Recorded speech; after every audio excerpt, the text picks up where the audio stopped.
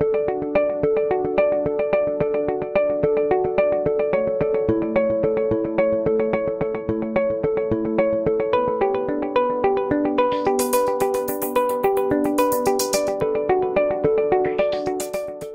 welcome back to my channel According to Kat. If you are new here, please introduce yourself in the comments below. If you're returning, just say hi.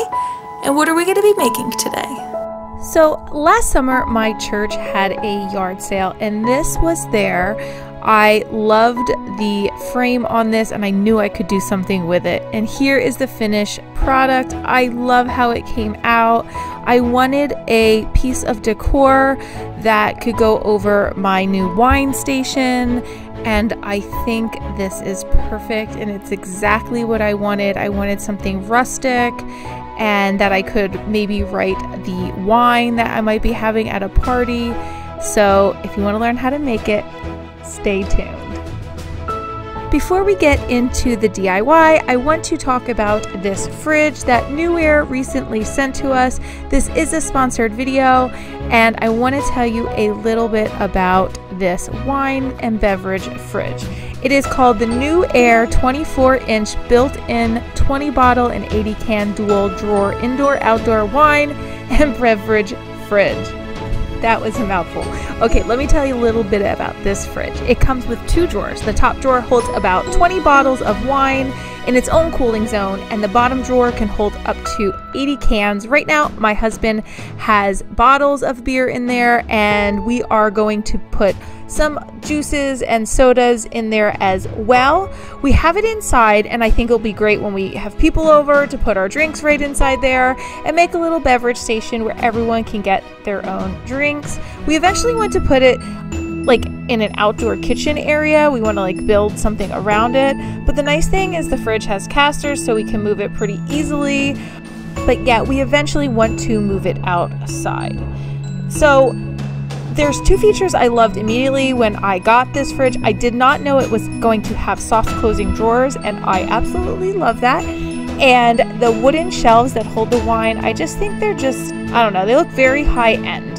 The wood is like a beech wood, and I just love how it looks. There's an interior light, so when I pull out the drawers, I can see the wine choices, so I absolutely love that part of it.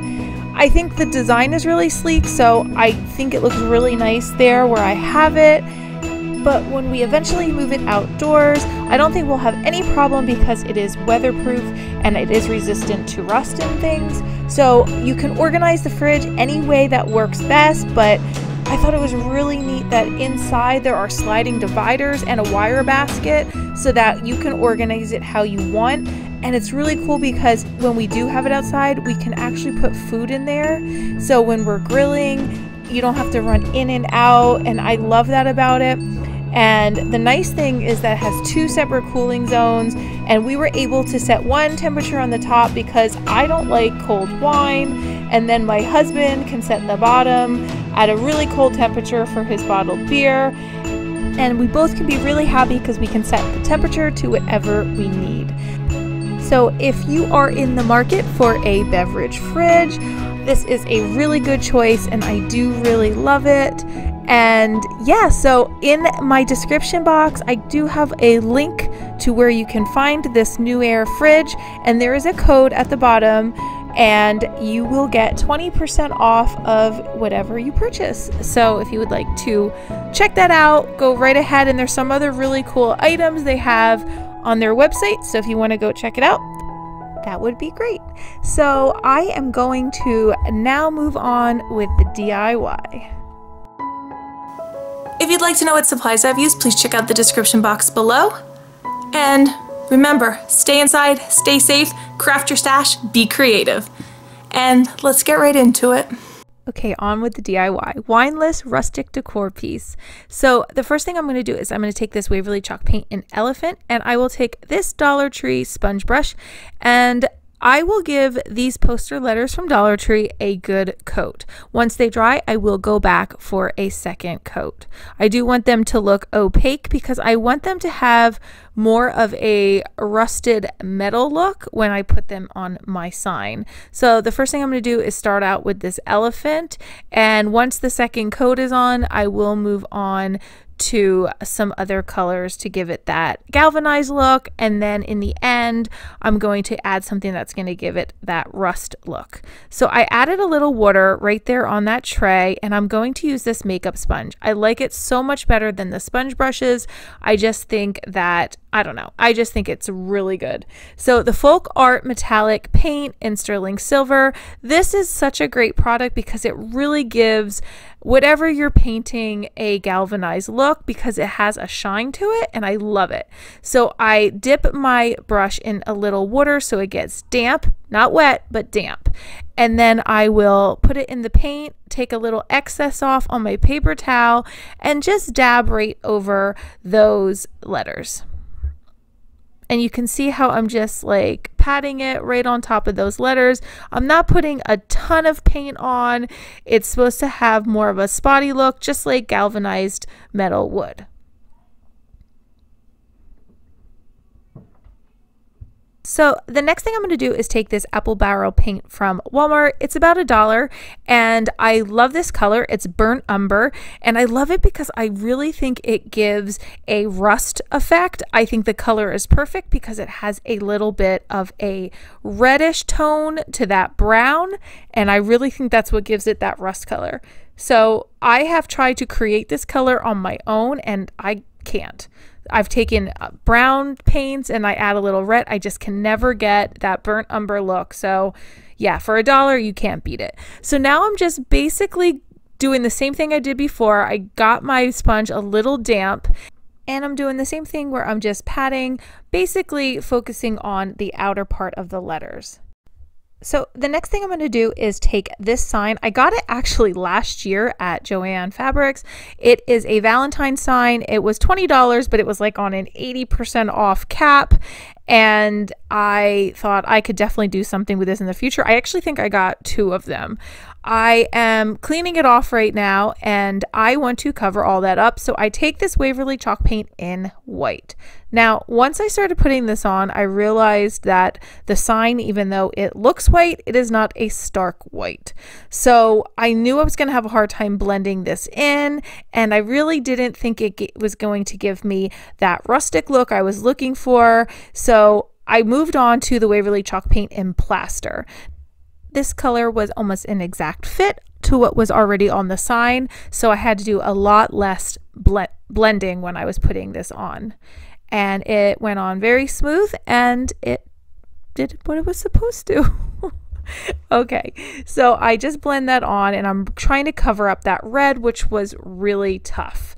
It wanted to come out, and yeah, I didn't want it to come out. So I'm taking off this twine that was on the back of it, and I'm going to take off these hangers because I will not need them, but I do put them to the side because I can definitely use these sawtooth hangers on something else. All right, so now I'm just taking this brush and some Waverly chalk paint in Mineral, and I'm going to give this a good dry brushing, and this is going to give it that khaki gray look. I love this color.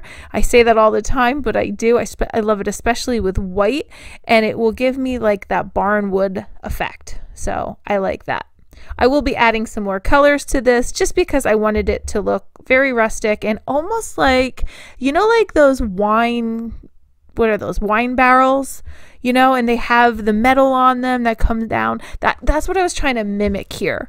So I love how that looked already, but I knew I wanted to add some browns because the outer part of that frame is very rustic and brown. So I take this Antique Wax from Waverly and I start brushing it on with that same brush.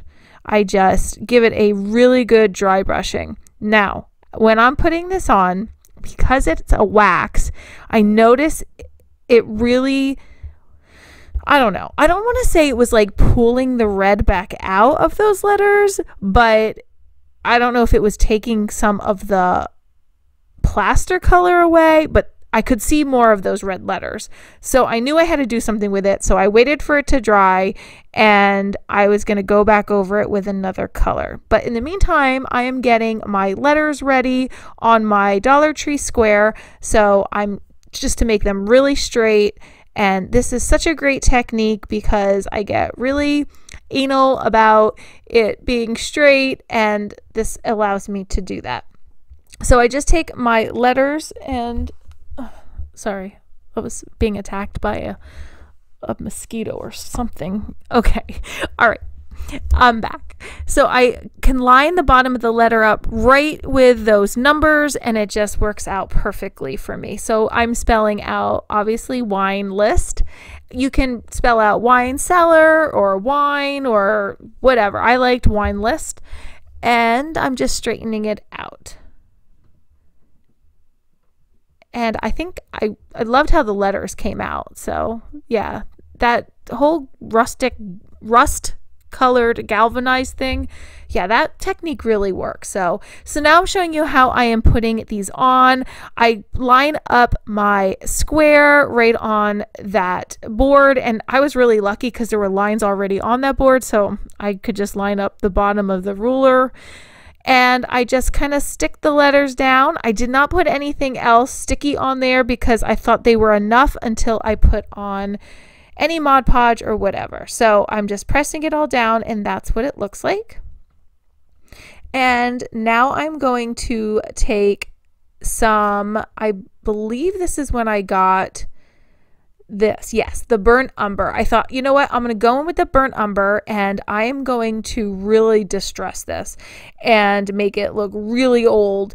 And then I decided, you know what, this metal that's really on here looks too new compared to the rest of the sign. So now I'm adding that to both sides, and I really liked how it came out because now it looks really old and rusted.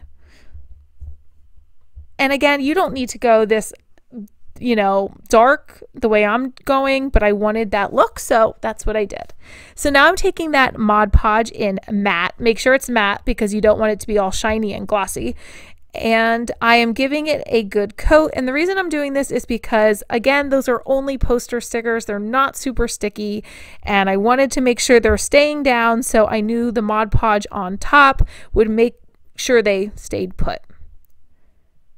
And then I kind of just went over the whole sign. Now I am taking this painting that I absolutely love the frame to. It was only $3, and I'm giving it a good cleaning, and I knew I could do something with this frame because it's a really big painting, and I just knew I could do something with it.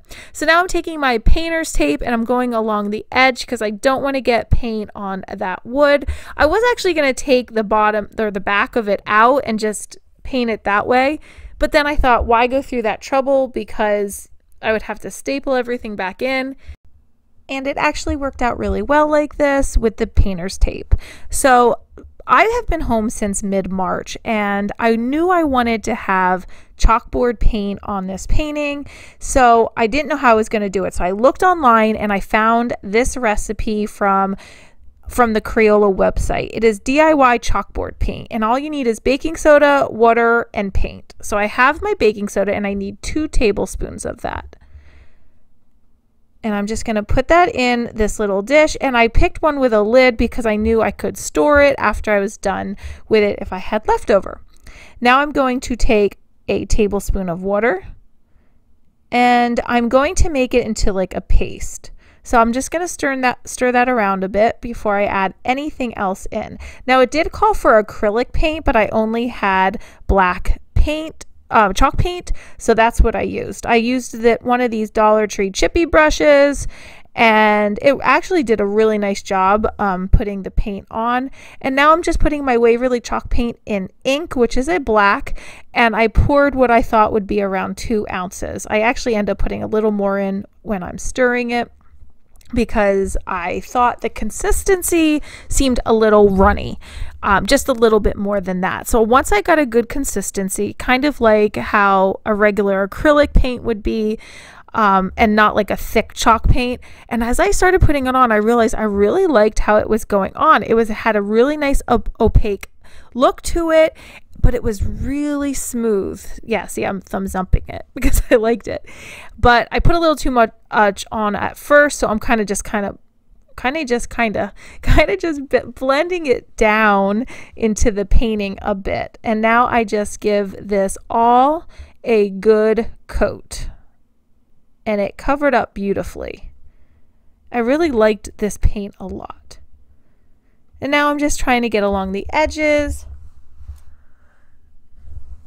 and the corners and making sure I don't miss any places. And then I'm going to let this dry.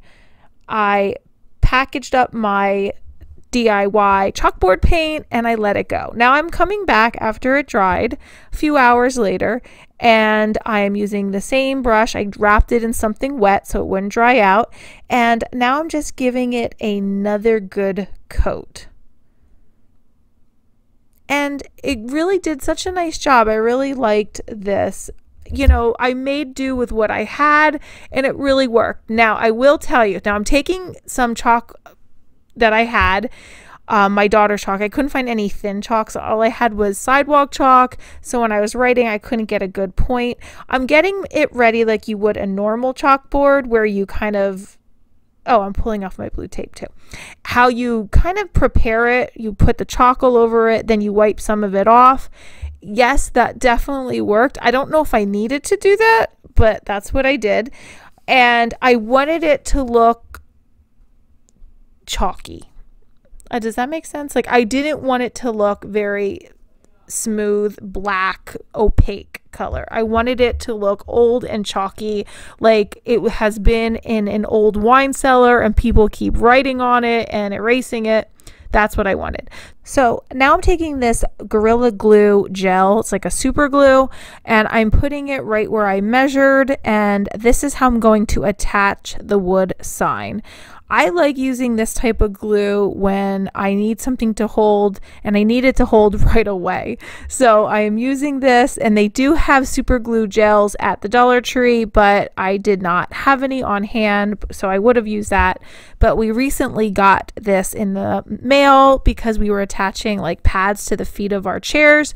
And yeah, so that's how I attached it. Now I'm just taking that same chalk and writing some wines on here, and I'm writing Pinot Noir and Chianti, Merlot. I will tell you, once it was up, I wanted to show you what it would look like without the writing on it, and I did erase it like with a damp cloth.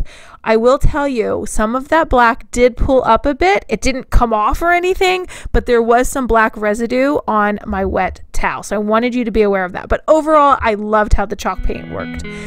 So let's take a look how it turned out. Here's the final product, and I love it so much, and I hope you do as well. It is really rustic and, you know, wine cellarish, that look I was going for. And tonight I had my dad over for raviolis, and I poured him a glass of wine right here at this new beverage station, and I thought it worked out perfectly, and it was just, I don't know, really cute. So tell me in the comments below. I'm not a big drinker, but if I do drink, I will have a glass of wine. What kind of wine do you drink if you drink wine? I like the dry reds, like the Pinot Noir, Chianti, Malbec, things like that. If you drink wine, do you drink like the sweeter wines? Let me know in the comments below. Thanks for watching, guys. So that's it. That's the end of my video. I hope you liked everything you saw here today, and I hope it inspires you to make something of your own. If you've not checked me out at Instagram over at Cat Luna Designs, please do so. Make sure you give this video a thumbs up. Make sure you subscribe. And as always, thanks for watching. Bye.